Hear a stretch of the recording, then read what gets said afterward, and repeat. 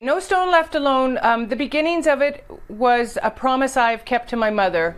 When I was 12 years old, she was passing away, and so she spent a little time with all of us. She had 13 children. And to me, she asked me, she said, Maureen, don't cry when I pass, but please promise me you won't forget me on Armistice Day. And so as a 12-year-old, that first year, I went out to her headstone. She rests in the Field of Honor out at Beachmount, and I placed my poppy down.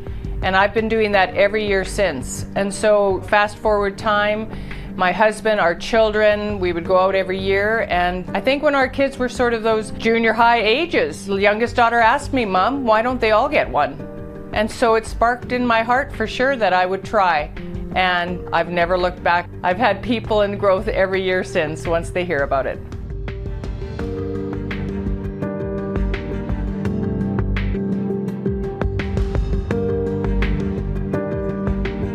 Thank you for joining us. I'm Tracy Tong. This special way to honor Canada's war heroes started with that simple question. Mom, why don't they all get one? No Stone Left Alone officially launched 12 years ago. Since then, the initiative has made enormous strides in paying tribute to our war dead and ensuring young people are aware of the sacrifices made. The foundation has created a map which shows the location of cemeteries right across the world, which are the final resting places for so many fallen Canadian soldiers. And for the first time this year, a No Stone Left Alone ceremony was held in the United States at Virginia's Arlington National Cemetery, just outside Washington, D.C. Arlington's official website acknowledges the military ties that have linked the U.S. and Canada throughout our history, not just in joint operations, but when citizens of each country served under the other nation's flag.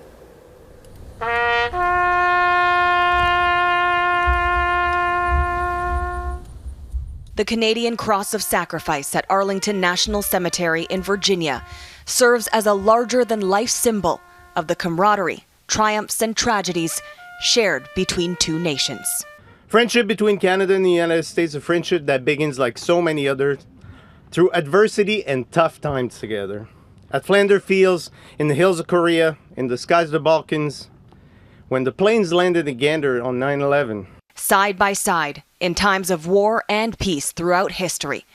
During World War I, about 40,000 Americans enlisted in the Canadian forces, and at least 30,000 Canadians volunteered with the U.S. military during the Vietnam War. Of the 43 American troops who had fallen under Canadian command during Afghanistan, 5 of them died while I was on tour in Afghanistan at the same time. May they rest in peace, and may light perpetual shine upon them. Too often, veterans who straddled that border have fallen through the cracks and gone unrecognized.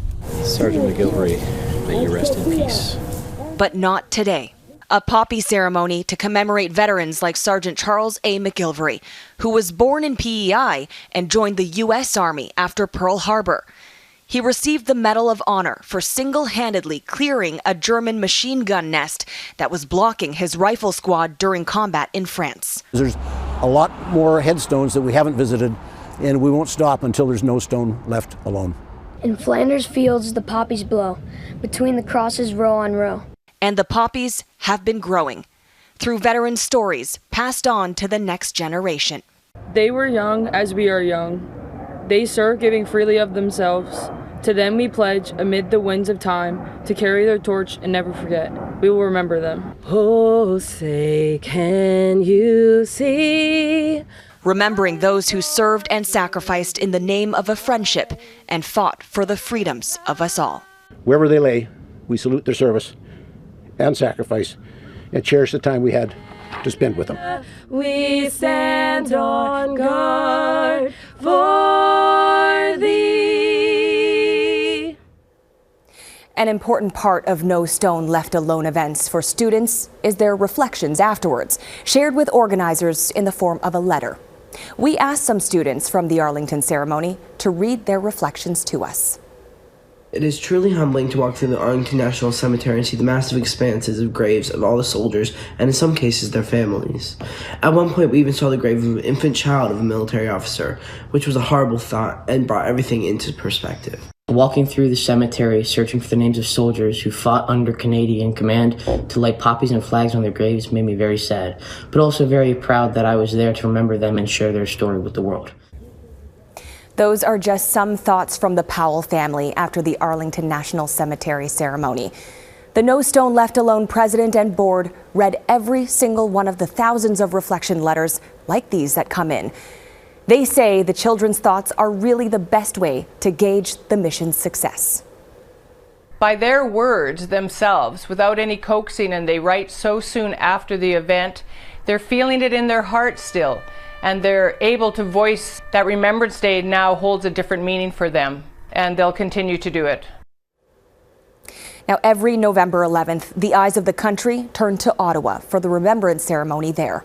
Some military members are on duty that day to help ensure it goes smoothly. But thanks to No Stone Left Alone, they do get another opportunity for their own quiet reflections. Global's David Baxter explains.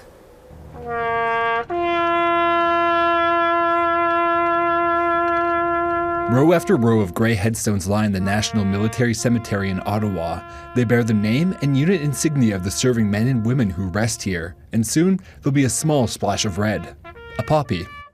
This is the 7th year the cemetery has hosted Ottawa's No Stone Left Alone ceremony. The students are joined by members of the 76th Communications Regiment staff in laying poppies on each and every one of these graves. For 6th grader Olivier Cruzet, his own family's military connection makes this an important day. A lot of my members of my family, my uncle, a lot of my aunts are in the military, but none of them have lost their lives happily. And I think it's really important to commemorate the people that fought for the future of Canadians and to keep our country in peace. In Flanders fields, the poppies blow. Between the crosses, row on row. The poppy is the enduring symbol of the sacrifice made by soldiers in the First World War. Each year, there are fewer and fewer veterans remaining from the Second World War come Remembrance Day, but events like this are helping keep the current generation connected to that past. It feels really good because my great-grandfather was a part of the Army in World War II. He was an engineer. For the 76th Communication Regiment staff, it's not just about lending an extra hand, but also giving the students a deeper chance to learn. They're reading the tombstones, they're talking to my uniformed personnel here. They're asking a lot of interesting questions, so it's great to be able to see them get involved.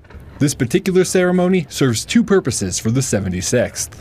It's their chance to pause for remembrance, as they're often called to duty annually during the national ceremony on November 11th. It's quite touching. My father was in World War II, and he lived past World War II, passed away in 1998, but events like these make me remember him, so I think it's quite a great opportunity. And often, it's those family connections which continue to inspire young people to consider their own future service. I'd like to go through cadets or maybe serve the military when I'm older. David Baxter, Global News, Ottawa. When we come back, a unique take on the No Stone Left Alone initiative. We'll show you who is creating poppy rocks and why.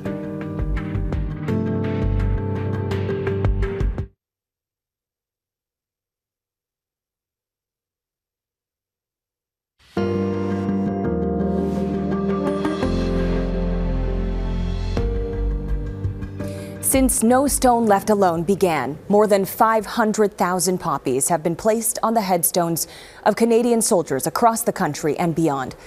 In Bruce County, Ontario, about 3 hours northwest of Toronto, residents have come up with a symbolic tribute of their own.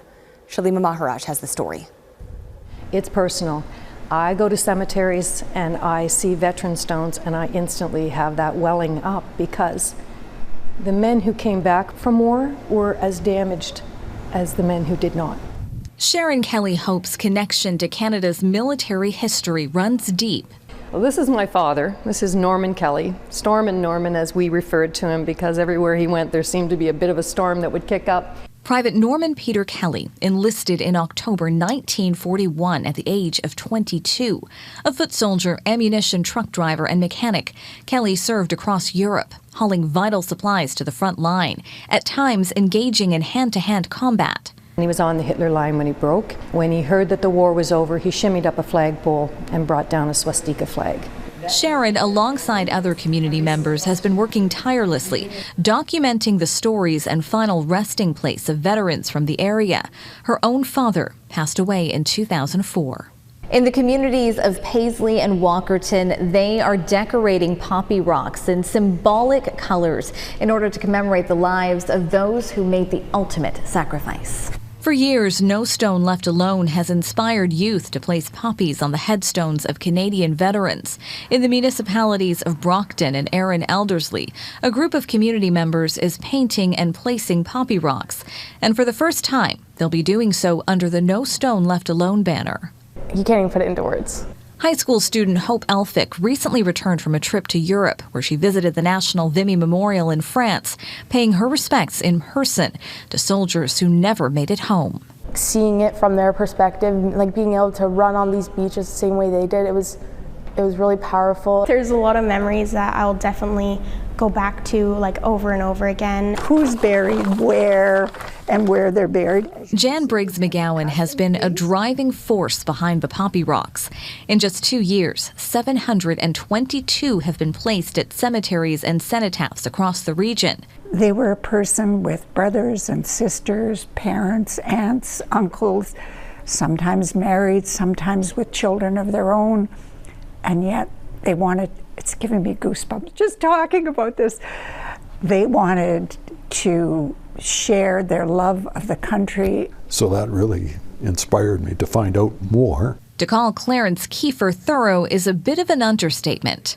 Knepfler C.S. Walkerton, 18. He's a factory hand. Kiefer, whose father served, has been researching area veterans for years, acquiring this collection of historic artifacts and newspapers along the way.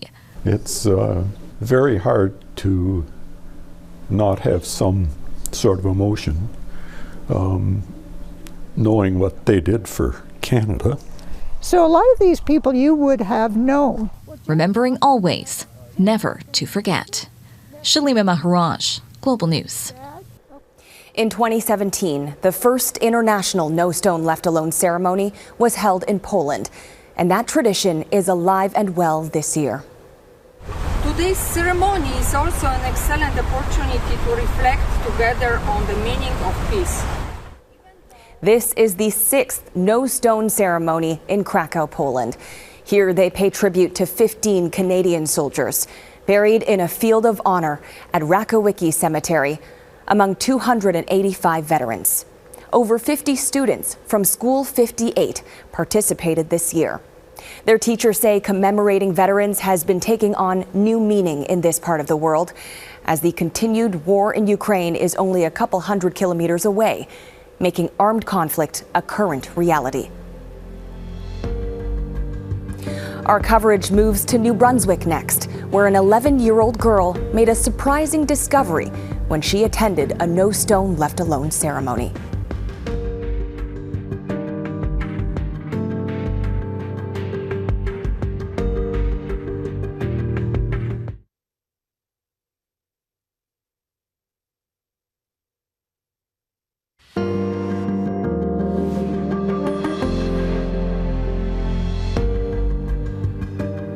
The No Stone Left Alone initiative is a way for Canada's future leaders to learn about the foundational strength of those who make up our past. At a New Brunswick school, the program there links each student to a former Canadian soldier. Research that leads to reflection. Shelley Steeves has that story. They fought and died for us. With gratitude and a sense of respect in their hearts, these 2 New Brunswick students are learning about the history of former Canadian soldiers. I am researching soldier Frederick C. Jones. We found him. Whom they are also honoring at their final resting place. You gotta take the time and just give care. They fought for our freedom, and if they didn't fight, we might not be here today. They are given a headstone, a person that they are responsible for finding, and they lay the poppy to commemorate that person. Everyone who gave their life either, for their country in battle and may have lost their lives in battle, or that was just part of their career. They're acknowledged on that day, so no stone is left alone. Each student is paired with a Canadian veteran now laying in rest, and after seeking out their headstones, poppies are respectfully placed at the base of the monument of every veteran in the cemetery. Many students feeling a deep connection with their chosen veterans. I found the banner, his banner, right outside of my school. He once was in my neighborhood. He had lived in my neighborhood at some time. The goal is to remember the fallen and to teach students about the importance of the act of remembrance. Not everyone has families who live close to the cemetery where they may be buried. And this is his picture. But as fate would have it, at least one student did have a very special connection. It came as a surprise even to the teachers who organized this special day. I got the shivers. It kind of seemed a little surreal, almost like meant to be. Grade 7 student Marcella Emo Channon was paired in a group with a veteran who just so happened to share her mother's last name. Had you ever met your grandfather? No, he died when my mother was 6. One of many that gave her and other Canadians a chance at life. I think it's important because they laid down their lives for you, so you should respect them. Shelley Steeves, Global News, Oromocto, New Brunswick. Registration for No Stone Left Alone events for 2023 have now closed, and thousands of heroes have already been honored. But there is an enormous opportunity for Canadians to do much more in the years ahead. These are the locations of cemeteries across the country where veterans have been interred. The ones marked in red are where a No Stone Left Alone ceremony was held in 2022. The organization's goal is for all of our veterans to have a poppy placed on their headstone every November. There are more than 216,000 fallen soldiers in almost 8,200 cemeteries across Canada. Last year, just under 80,000 were honored. The No Stone Left Alone website can help you locate a cemetery and has resources to guide you through registering and organizing a ceremony. And while most participants are educators and students, No Stone Left Alone welcomes all individuals or groups who would like to hold an event. I just hope everyone has a chance in their community to find out more about us and go to their local cemeteries and see if there's those military members that rest there and help us leave No Stone Left Alone. And you can show your support throughout the year. No Stone Left Alone accepts donations to help fund such things as educational resources and ceremony supplies. When we come back, the volunteer factor, the donation of time, skill, and commitment, helping to propel No Stone Left Alone forward.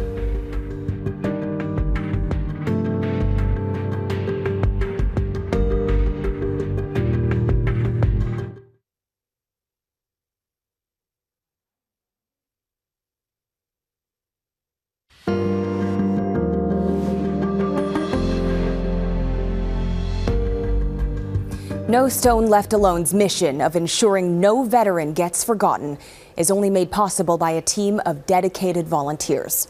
From organizing ceremonies to engaging the youth, they play a critical role. Mason DePatie has more on one Edmonton volunteer's labor of love every Remembrance Day.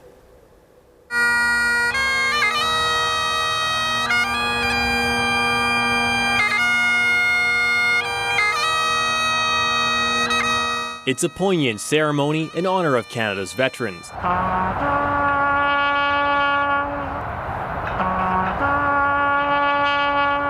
88 graves of fallen soldiers in 2 Edmonton cemeteries, each with their own poppy, placed there by the next generation.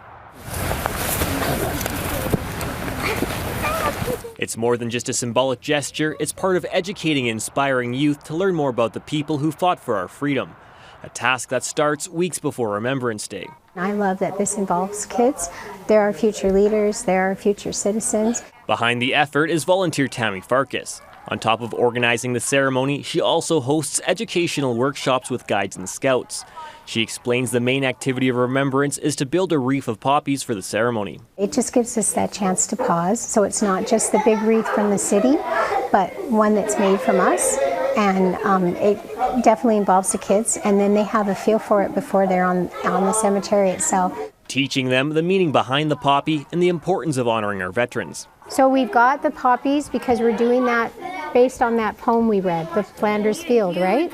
We get to lay it at the grave and it'll be just good. We remember. Makes me really happy, and when I think about it, I feel really, really proud. This is good because it's to remember all the veterans that died. Farkas has been singing at Remembrance Day ceremonies her entire life, but when the pandemic came, her usual event had to change. Needing to find an outdoor event, she stepped up to the challenge and joined No Stone Left Alone. I just said, where could we go that has veterans that need look after? In the 3 years with the organization, she's grown the ceremony at South Haven Municipal and Our Lady Peace cemeteries from an intimate service to a citywide event.